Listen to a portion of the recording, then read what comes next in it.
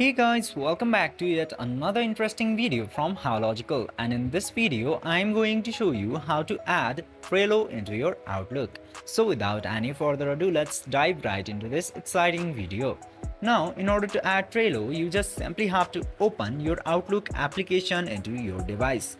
Then, after opening your Outlook application, you will get to see so many options. Just simply tap into your profile picture into the top left corner, and from there you will get to see this setting icon. Just simply tap into that option, and now after tapping into settings, you just simply have to scroll down until you see the option of add-ins into integrations and add-ins option. Just simply tap into add-ins option, and now from this section you just simply have to find out the add-in of Trello and tap into the plus button beside that add-in.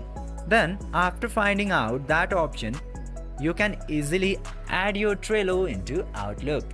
I hope this video was helpful for you. If yes, don't forget to like, share and subscribe to the channel to never miss another update. Thank you for watching the video.